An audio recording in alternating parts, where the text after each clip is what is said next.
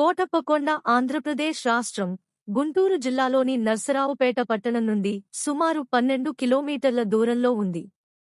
ఇది ఒక పర్వత క్షేత్రం, అందమైన ప్రకృతి సోయగాలతో నిండి ఉంటుంది.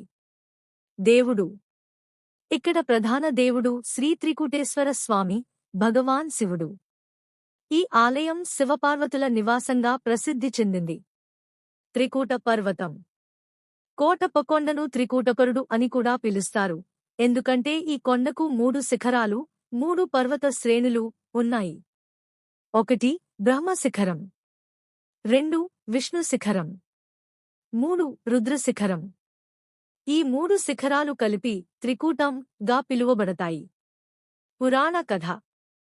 పురాణాల ప్రకారం ఒకప్పుడు శివుడు కోపంతో తపస్సు చేయడానికి ఈ ప్రాంతంలోకి వచ్చాడని చెబుతారు. ఆయన ఇక్కడ తీవ్రమైన తపస్సు చేసినందున ఈ ప్రదేశం పవిత్రమైన శైవక్షేత్రంగా మారింది. కొంతమంది కథనం ప్రకారం కౌండిన్య మహర్షి కూడా ఇక్కడ తపస్సు చేసి శివుని దర్శించినట్టు చెబుతారు. పేరు ఉద్భవం. ఎందుకు కోటప్పకొండ? పాతకాలంలో ఈ కొండపైన కోటలు, ఫోర్ట్స్ ఉన్నాయని, అందుకే కోట ఉన్న కొండ కోటప్పకొండ అని పేరు వచ్చింది.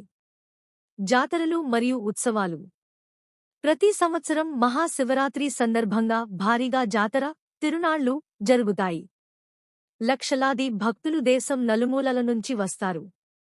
కొందరు నడకన లేదా పాదయాత్రగా కొండపైకి ఎక్కుతారు. అప్పుడు రాత్రంతా శివభక్తులు జాగరణ చేస్తూ భజనలు, దీపారాధన చేస్తారు. ప్రకృతి సౌందర్యం. కోటప్పకొండ చుట్టూ పచ్చని కొండలు, చెట్లు, ప్రశాంత వాతావరణం ఉంటాయి.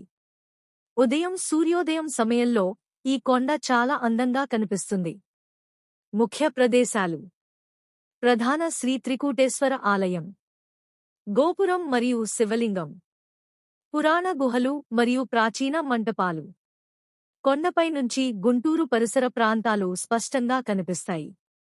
ముఖ్యత. కోటప్పకొండ ఆంధ్రప్రదేశ్లోని ప్రముఖ శైవక్షేత్రాలలో ఒకటి. ఇది తిరుపతి తర్వాత ఎక్కువగా సందర్శించే పవిత్ర క్షేత్రంగా